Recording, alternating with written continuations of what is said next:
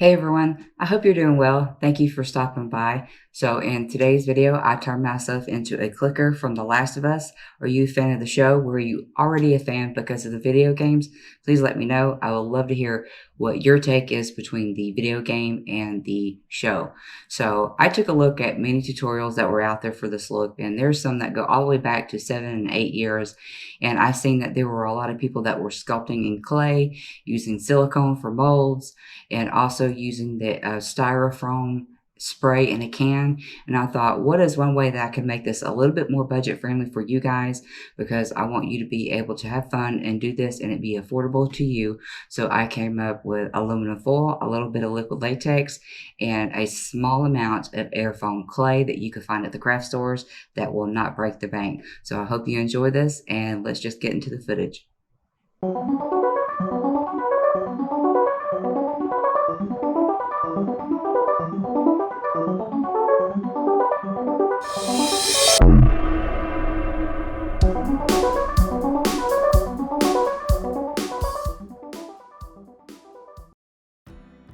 Today I am sculpting on my head cast, and I'm using aluminum foil and liquid latex to cover the nose and the areas of the eyes. And in this clicker look, you'll notice that the nose disappears, but the mouth and the gums push forward into this look. So I'm going through making sure that I have enough space for my eyes when I wear this mask to be able to blink and move around and it be comfortable. I dip cotton into liquid latex and I begin to cover and secure the aluminum foil. And those little pesky pieces that you have to peel off of your hands, I begin to place those onto my neck because it's a very good use of material that you have left over. Those pesky little pieces can be used to create the mushroom look and texture along the neck. And the other thought process behind this, I truly wanted it to be a mask. I did not want anyone to have to use any adhesive to apply this. I thought anyone that would be wearing this at a party for Halloween or walking around a convention, they need to be comfortable. And so the cotton up underneath this will set on the skin and absorb sweat that you might encounter. So that is my thought process behind using the cotton and liquid latex for this base. I continue to go over the crown, the back of the head. I'm doing more than what I need in this look. It's going to help me be able to pull this entire mask off of this cast. But I go through and I place cotton all the way to the crown, and I continue to tap and glide the liquid latex into the cotton. That's going to stop the cotton from continually coming up, and that is the best technique that I found that works for me.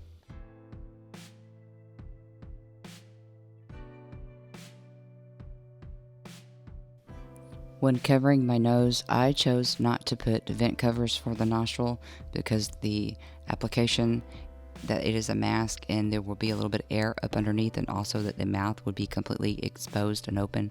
So if you are more comfortable, you can go ahead at this point and place holes for the nostrils, but I did not do that, and I found that this mask was very still. It was very comfortable to wear.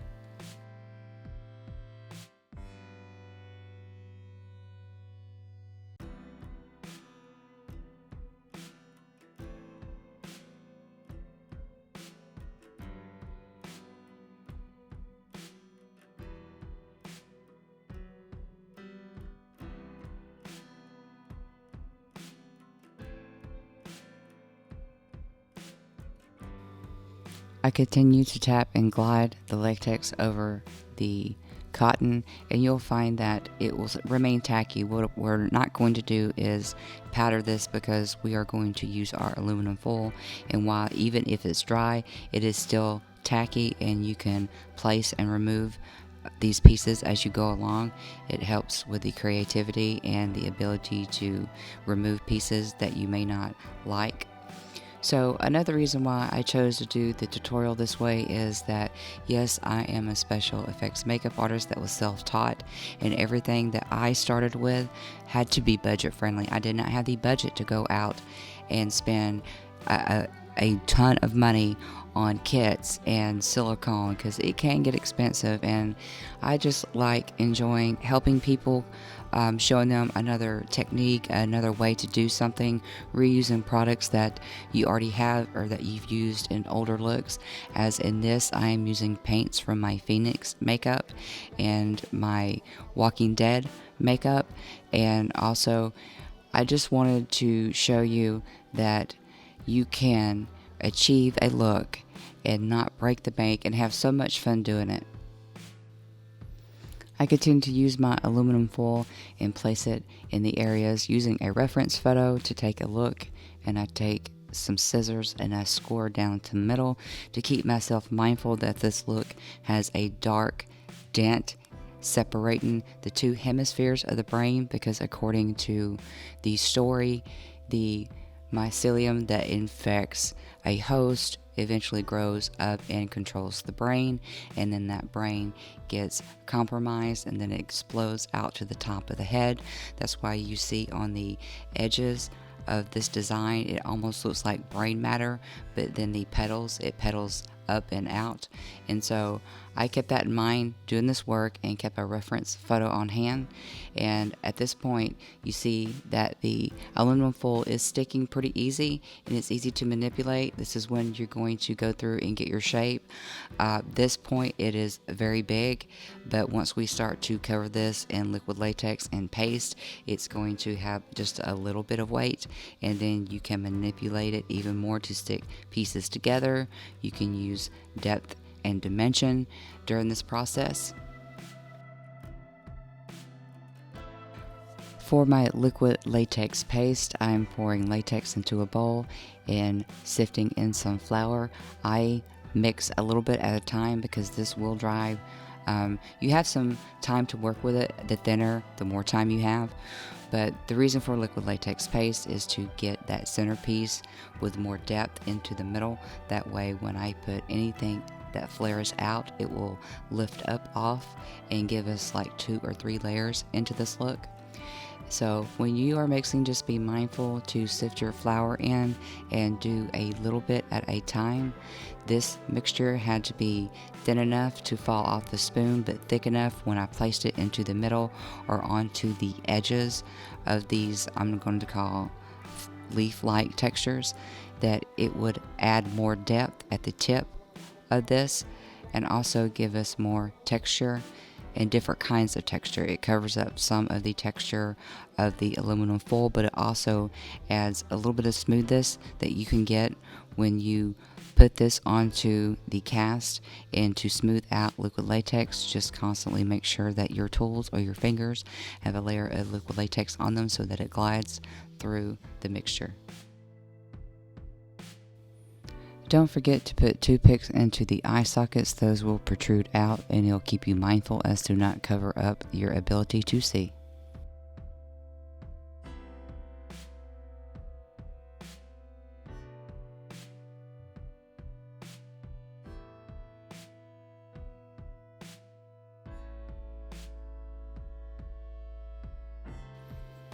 I continue to go back and forth between sponging liquid latex onto the aluminum foil to get that covered so it can be painted easily, and back and forth between latex paste, just adding depth and height where I need it, or just covering the aluminum foil itself.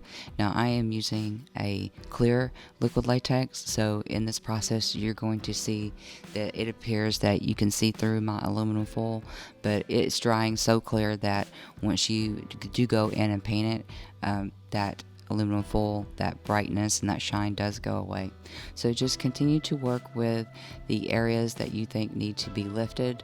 You see at this point where it's tacky, you can go through and touch layers together, and I turn this around and go over the back of it with a liquid latex paste, and I'm not covering anything too much past the ears, because I also thought if you're wearing this as a mask and you're going out and enjoying festivities, that you truly need to be able to hear, even though that the clicking is the part of the reason why that clickers get their name, is because they click for sound, almost like what bats do to figure out their surroundings. But you're going to want to be able to breathe, see, and hear in this mask look, so those are the reasons why I chose to go only so far past the ears.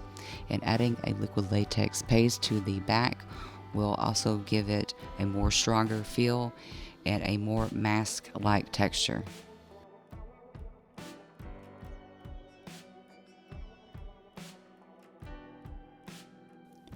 To add more texture and dimension into my look, I take aluminum foil and I ball that up to where the tips are more bulbous and there is like a spike at the end, and I push that through areas I think that need to be filled. So what I'm doing is using more aluminum foil and going through and just place them randomly. At this point you can take them out and remove them, and later I go back in with a glue gun and secure these once I have the placements that I like.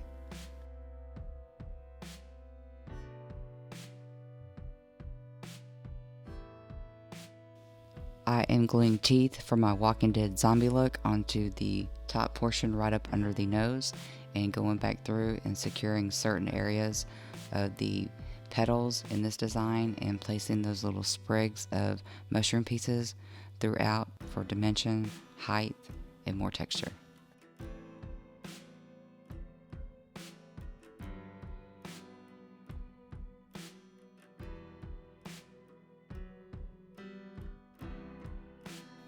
Going through with cotton and liquid latex again, I get that in place up over the top portion of these teeth in order to mimic more of a gun line, making sure that my tool is constantly drenched with liquid latex. I go in and smooth that cotton out because the teeth and the gum area is a little bit smoother than the rest of the look for the clicker.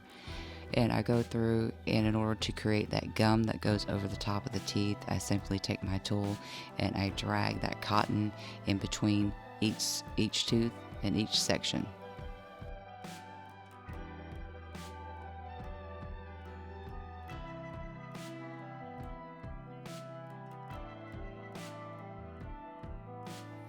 Going back in with a latex paste, I spoon and tap in with a sponge over those new aluminum foil pieces that I added to the look.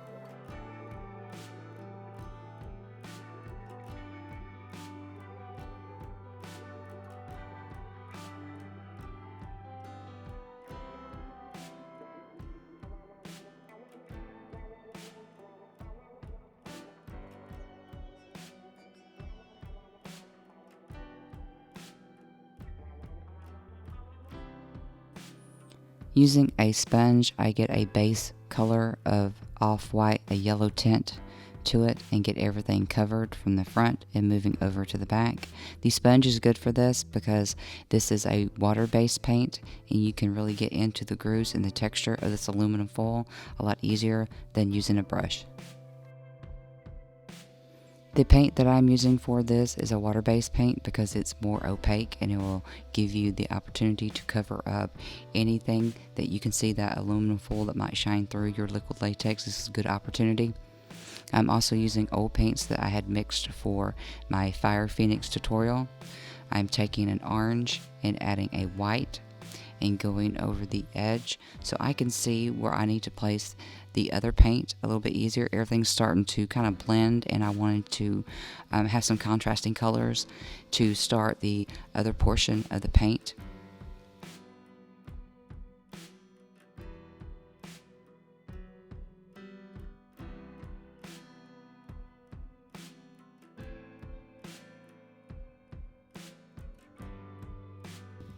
I am using air foam clay in order to make a different texture and bigger elements from the front of this look. The clicker look has the hemispheres that separate, and I wanted a different texture and a little bit more height because those are a little bit thicker than the aluminum foil and the liquid latex that we had used. It's even thicker than the paste, and the best way to use air foam clay is to knead it into your hands. It will get warmer and it's easy to manipulate. It dries quicker and it dries lighter than regular clay. And so here you see that I go through and just mess with the shape, find out where I want to place it, and that will give you enough time before it dries to go through and change anything you want about the front, but I wanted there to be more of a indent into the center, so it truly does look like each side is separated. Before everything is dry, I go through and I place detail into the portions of this clay, and I'm taking a tool and I'm scoring the texture into with a little bit of dots and a couple of lines. I think it just gives it more dimension, and it looks even more similar to the clickers that you see on screen and in the game. I keep a small cup of water on hand, so if I accidentally rip into this design or I want to change something that I scored into it, a little bit of water will help you erase that texture and you can start over.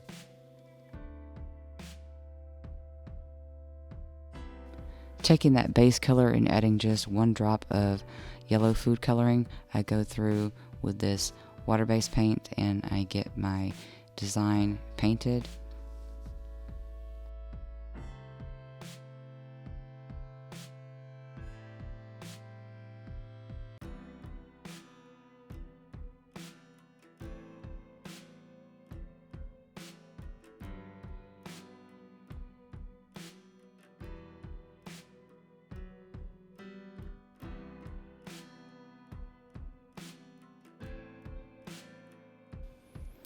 Using my alcohol activated paints, I go through between the bruise and the old blood and the fresh blood tones to get the edges covered and more intense.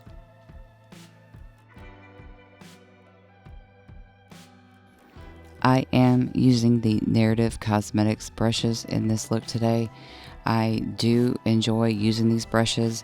They hold color, whether it be water-based, grease, or alcohol paint very well. The brushes hold and saturate, and it doesn't bleed past the bristles, so it makes cleanup even easier. But I do enjoy using these. So far I've used them on my face, I've used them on old paints, I've used them now with alcohol and grease paints, and I really truly do enjoy them, and it is a purchase that I think is well worth it. $50 for an essentials brush kit is very reasonable.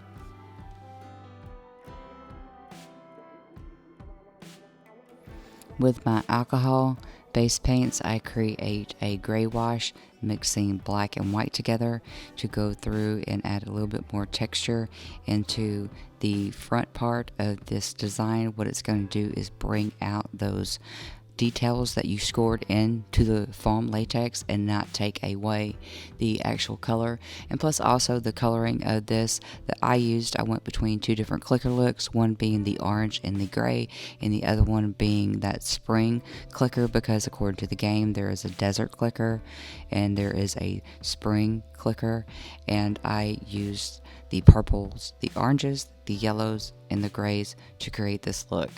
And using another Narrative Cosmetics line brush, I found that it was very easy to get even more detail and deepen up those grooves in the texture that I put into the foam clay.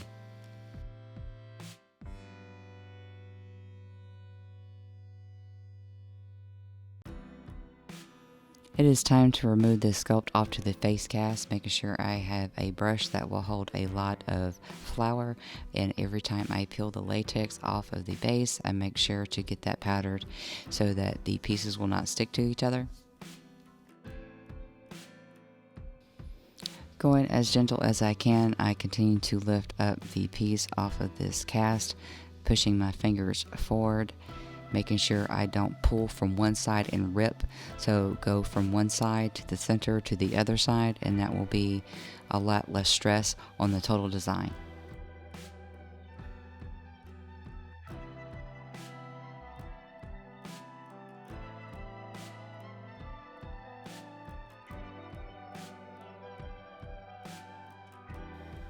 Making sure that any liquid latex on the inside is dusted so the tackiness comes out of it. This is where you will want to remove your aluminum pieces for the eye. And I went through, and this is so lightweight that you can see that the string, the elastic string that I used, is very thin, and it held up very well for this mask.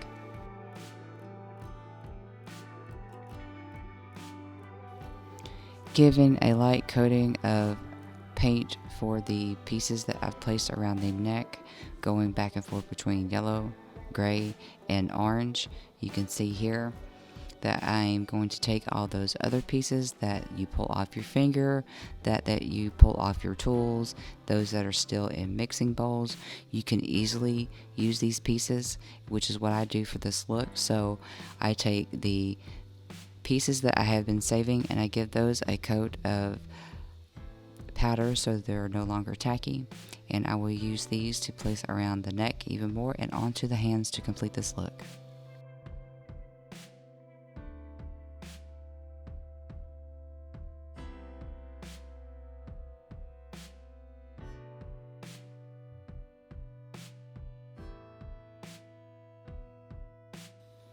I put on my mask and taking an eyeliner pencil, I go up under where I can place a line, because from that line down to the neck and the throat is where I'm going to be painting to complete this look.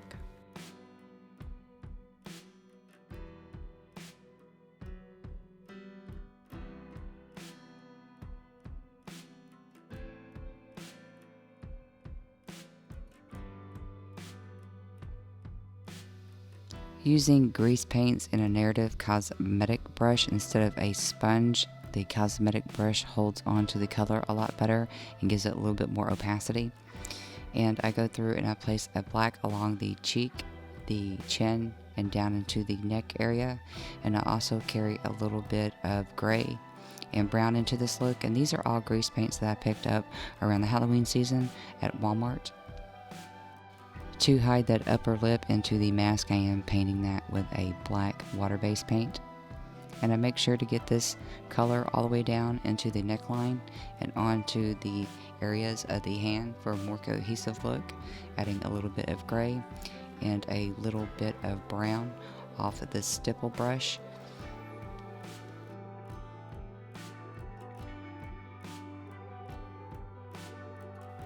I buff all these colors in to make sure that they are well blended, and on a regular sponge I go through and paint my hands and my fingers. Using liquid latex for an adhesive today, I take those other small pieces of liquid latex that I had saved from doing this look, and I place a little bit of liquid latex onto the piece, onto the skin, and around some of the edges so that it blends.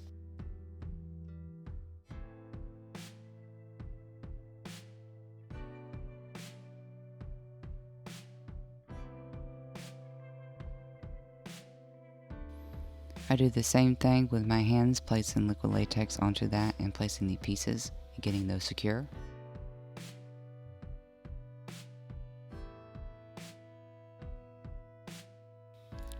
I am using more grease paints to color those a little bit more.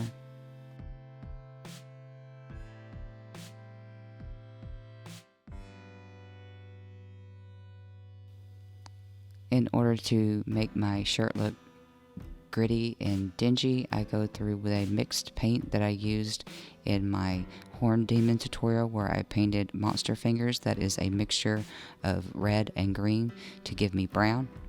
And I go through and I dust in some powder to make everything look just as grungy as possible. Placing the mask back on, I go through with another narrative cosmetic brush and I make sure that that transition up underneath the mouth is black. And I can see because I made sure to place those holes using toothpicks in, so I can absolutely see what I'm doing. It is time for some blood. I place some gel blood onto my chin and I stipple that in all the way down into my neck. Now let's go be a clicker. Here is the final look. I hope you guys enjoyed this tutorial today. Thank you so much for hanging out with me.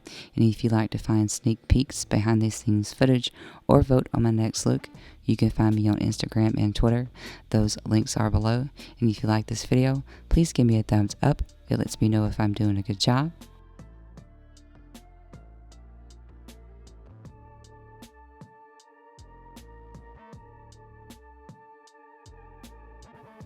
so sitting alone in the dark as mushrooms do. Here is the last low light shot.